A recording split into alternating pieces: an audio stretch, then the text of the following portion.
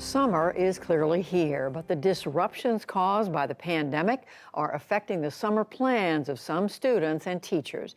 Educators around the country are scrambling to help students catch up. Many are utilizing billions in federal stimulus funds to beef up their summer school programs. Stephanie Sy visited 2 Atlanta area school districts to see their approach to helping middle schoolers. All right. Have a good day. I love you. It's 8 o'clock on a mid-June morning, and instead of enjoying summer break, 12-year-old Christopher Jones is headed to school. Christopher was an A/B student, honor roll student, before the pandemic, and when the pandemic came, his grades dropped B, C, D. Like other schools, John Lewis Invictus Academy, where Christopher goes, shut its doors in March of 2020. When it reopened earlier this year, 80% of its 950 students chose to stay virtual, but not Christopher. Home was not exactly conducive to learning.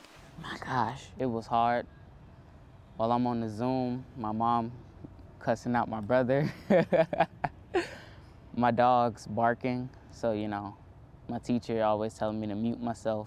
I am who I am, not who you think I am. To address these challenges, educators are now pouring millions of dollars of federal stimulus funds into rigorous summer programs to try and catch kids up, says Atlanta Superintendent Lisa Herring. The core business of our school system and school systems across the country is teaching and learning. It was disrupted. We have a responsibility to do something immediately for our children. Who is the main character? What that means in Atlanta public schools is a full-day 9 to 4 summer school that Principal Ramon Garner says homes in on the basics. The really big difference for this summer academic recovery is that it is focused on math and English, 90 minutes each content area. So this is a total of 3 hours that kids are getting specifically in those content areas. 13.16 plus 5.90. Watching her son lose ground is what worries Monisha White, a single parent who works the night shift as a lab technician. With the pandemic, I see a lot of stigmas put on low-income kids that they're not learning. You don't want him? No, I don't. To become a statistic like No. Here in Atlanta and across the country, students of color were hit harder by the pandemic than their white counterparts.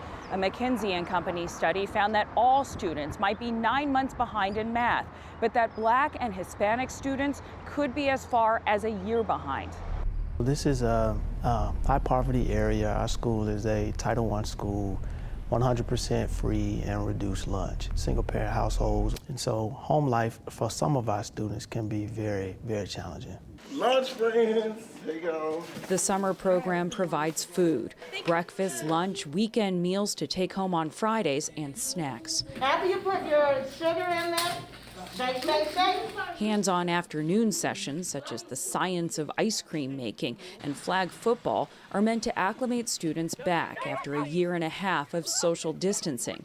For many tweens, middle school is fraught with academic and social challenges that the pandemic made harder. They're growing, they're going through puberty, so their bodies are changing, and oh my gosh, they're very awkward at that age. A big part of middle school is the social aspect, being able to be in the classroom with students, being able to see your friends, being able to eat lunch every day, things that in the past we've taken for granted.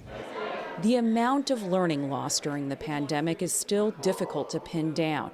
Standardized tests were canceled last year, then reinstated when many students were still doing virtual learning, making the assessments unreliable.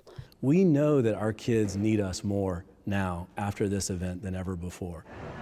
But Chief Academic Officer Cliff Jones in Atlanta's Fulton County School District has received some troubling data through a partnership with Georgia State University. Typically, in a 9.5-month school year, our kids made 9.5 months of growth or more. What we saw during the pandemic was that they made 5.3 months in literacy and 7.2 months in math. So Harmony, when you finish, would you staple yours over there? A rising 8th grader at Sandy Springs Middle School, Harmony Jackson is having to attend summer school for the first time. Before the pandemic forced school online, she regularly got 90s out of 100 on her math tests. I know it's going to be hard to ask this, but what was your lowest score during the pandemic, during virtual? It might have been a 50. How did it feel to get the 50?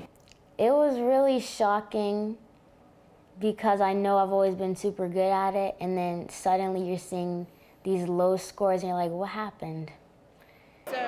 Principal Lori Woodruff wants it to feel like camp.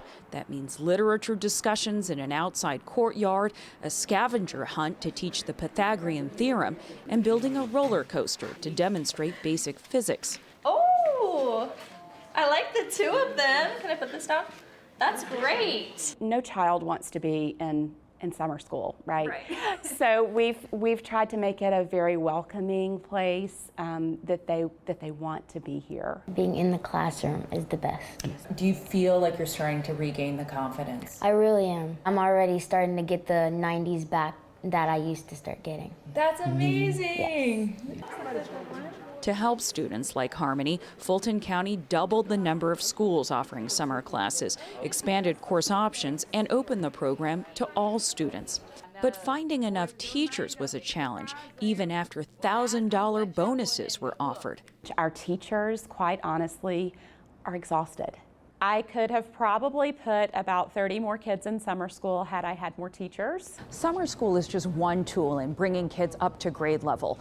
Research shows that more time in the classroom during the regular school year and specialized tutoring programs also help.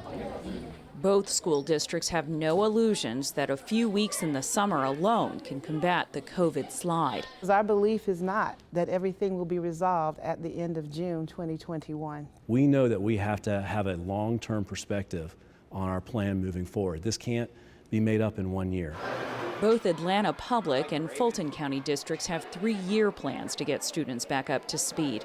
Summer programs are voluntary, unlike regular school, and registration fell short of district goals, meaning many students will lag behind in the fall.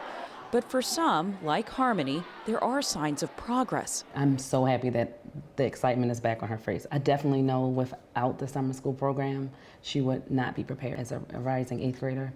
How you feel today? When I see the faces get off the school buses every day, I see those kids smiling, and they're coming back every day because, you know, they could very well not come, but they show up. And now that the pandemic is easing, schools are trying to show up for them. For the PBS NewsHour, I'm Stephanie Sy in Atlanta.